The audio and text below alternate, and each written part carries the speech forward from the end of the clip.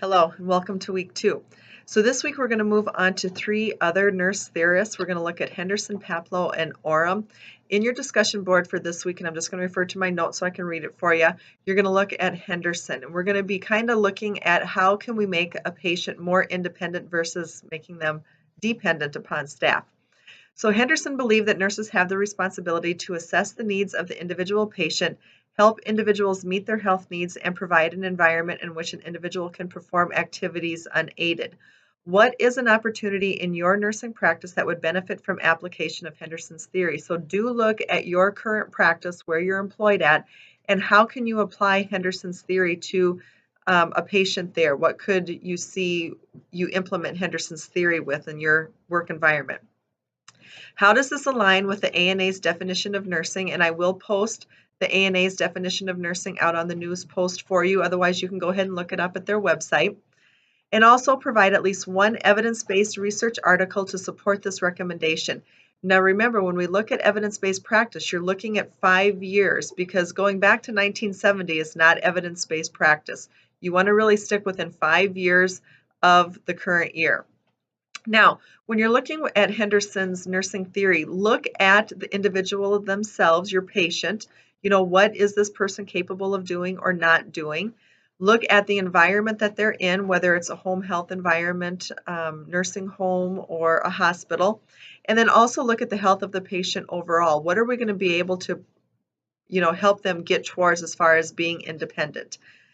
All right, so that's your discussion. Now, remember, you need to have one primary post and then 2 secondary or 2 response posts for the week. Now for your assignment, you're actually going to make a PowerPoint here, and I do have a sample PowerPoint out there. I know some of you are not as familiar with PowerPoint as others, so feel free to look at that sample. Keep in mind, this has to be between 14 and 20 slides, and you're going to have a total of 4 references for this PowerPoint. 3 from an outside source, and then 1 using your textbook, so a total of 4. So the PowerPoint's going to be divided into 2 parts. The first part is looking at Paplow and basically just looking at that theory. So Paplow was the first nursing theorist to identify the nurse-patient relationship as being central to all nursing care. Paplow valued knowledge, believing that the nurse must possess extensive knowledge about the potential problems that emerge during a nurse-patient interaction. So create your PowerPoint describing the phases of the nurse-patient relationship as defined by this nurse theorist, and align your presentation with a current nursing practice example. So again, go to where you work, your nursing environment, and find an example that you can incorporate into Paplow's theory. In part 2, you're going to look at Oram's self-care deficit.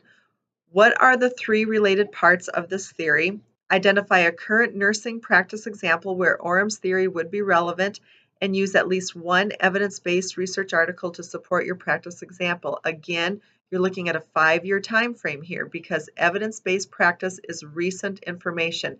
It's what all of our implementations are based off of. If you have any questions, please reach out to me. Email is always best, but you can text me. Just please always let me know what class that you are in and what week you're referring to, so I can better help you in a more timely manner.